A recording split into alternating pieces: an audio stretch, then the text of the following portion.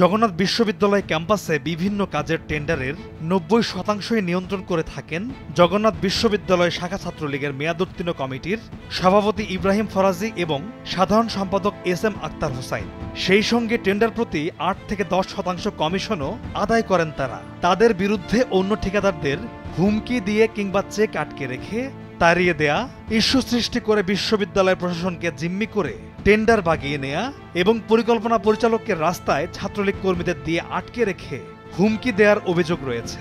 ১.৫ বছর আগে জগন্নাথ বিশ্ববিদ্যালয়ের শাখা ছাত্রলীগের কমিটির মেয়াদ শেষ হয়ে গেলেও ছাত্রলীগের বেপরোয়া এই দুই নেতার দাপটে অসহায় বিশ্ববিদ্যালয়ের প্রশাসন। জগন্নাথ বিশ্ববিদ্যালয়ের ক্যাম্পাসের সব কাজের টেন্ডার ছাত্রলীগ নেতা ইব্রাহিম ফরাজি ও আক্তার হোসাইনের নিয়ন্ত্রণে। প্রতিদ্বন্দ্বী অন্য ঠিকাদারদের বিতাড়িত করার অন্যতম উদাহরণ হল হাজি ট্রেড নামক প্রতিষ্ঠানের ঠিকাদার আজাদ হোসেন।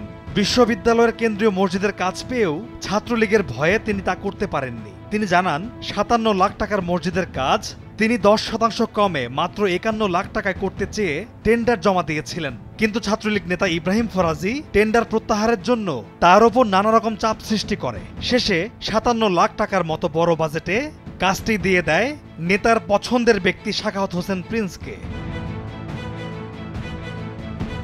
এই একই অভিযোগ করে আরেক ঠিকাদার মাহফুজুর রহমান বলেন, ছাত্রলীগ নেতা ফরাজি ও আক্তারের মতামত ছাড়া ক্যাম্পাসে কেউ কোনো কাজ করতে পারে না। এছাড়া নতুন ক্যাম্পাসের প্রাচীর নির্মাণকারী ঠিকাদার আনোয়ার হোসেনের চেক আটকে রেখে ১০ লাখ টাকা আদায়ের অভিযোগও রয়েছে শাখা ছাত্রলীগের বিরুদ্ধে।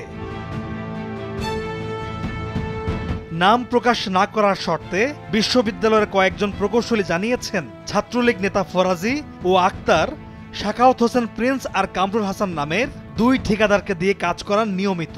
বিনিময়ে টেন্ডার প্রতি ৮ থেকে ১০% কমিশনও পান তারা। জগন্নাথ বিশ্ববিদ্যালয় ছাত্রলীগের কমিটি গঠনের পর থেকে গত ২.৫ বছরের সকল টেন্ডারের নথিপত্র ঘেটে আমরা দেখতে পাই, লাইসেন্স ভাড়া করে বিশ্ববিদ্যালয়ের গভীর নলকূপের জন্য ৯ লাখ টাকার টেন্ডার, বাংলা বিভাগের সংস্কার কাজের জন্য ৬.৫ লাখ টাকার টেন্ডার, গণিত বিভাগের ইলেকট্রিক কাজের জন্য টেন্ডার, নাট্যকলা বিভাগের ভবনের ছাদের উপর কাজের জন্য ৩২ লাখ টাকার টেন্ডার, জেনেটিক ইঞ্জিনিয়ারিং বিভাগের ল্যাবের সরঞ্জাম কেনার জন্য ৫৫ লাখ, ইসলামের ইতিহাস ও সংস্কৃতি বিভাগের ভবন সংস্কারের জন্য প্রায় ১৮ লাখ, মনোবিজ্ঞান বিভাগের ভবন সংস্কারে প্রায় ১৪ লাখ, কেন্দ্রীয় মসজিদ দোতলা করার জন্য ৫৭ লাখ, দর্শন বিভাগের ভবন সংস্কারে প্রায় ২১ লাখ, ২০২২, ২৩ ও ২৪ সালের ডেস্ক ক্যালেন্ডার ও ডায়েরি মুদ্রণ সহ বাধাই কাজের জন্য ৩ বছরের টেন্ডার, ২০২২ সালে ছাত্রী হলে কম্পিউটার, প্রিন্টার ও ফটোকপি মেশিন কেনার টেন্ডার, একই বছরের ১৩ ডিসেম্বর বিশ্ববিদ্যালয়ের পরীক্ষা নিয়ন্ত্রক দপ্তরের পেপার সরবরাহের ২,১৯,০০০ টাকার টেন্ডার, ইসলামিক স্টাডিজ বিভাগের সংস্কার ও ইলেকট্রিক কাজের টেন্ডার, বিশ্ববিদ্যালয়ের বিভিন্ন ভবনের নাম ফলক ও বসার জন্য কংক্রিটের বেঞ্চ তৈরির টেন্ডার, বিশ্ববিদ্যালয়ের আসবাবপত্র মেরামতের টেন্ডার এবং ছাত্রী হলে গ্রিল লাগানো সহ বড় বড় সব কাজের সুযোগ পেয়েছেন ছাত্রলীগ নেতা ইব্রাহিম ফরাজি ও এস.এম. আক্তার হোসাইনের পছন্দের দুই ঠিকাদার। বিশ্ববিদ্যালয়ের বর্তমান প্রশাসনের সময়ে টেন্ডার নিয়ন্ত্রণের সুবিধা করতে না পেরে বিভিন্ন সময় নানা ইস্যু সৃষ্টি করে আন্দোলনের মাধ্যমে প্রশাসনকে চাপে ফেলে টেন্ডার নিয়ন্ত্রণে আনার অভিযোগও রয়েছে এই দুই ছাত্রলীগ নেতার বিরুদ্ধে। এর মধ্যে রয়েছে অবন্তিকার আত্মহত্যার আন্দোলনে সাধারণ শিক্ষার্থীদের সঙ্গে ছাত্রলীগ কর্মীদের দিয়ে আন্দোলন ভিন্ন খাতে নিয়ে প্রায় ২০০ কোটি টাকায় নতুন ক্যাম্পাসের বালুর টেন্ডারের ওয়ার্ক অর্ডার নেয়া।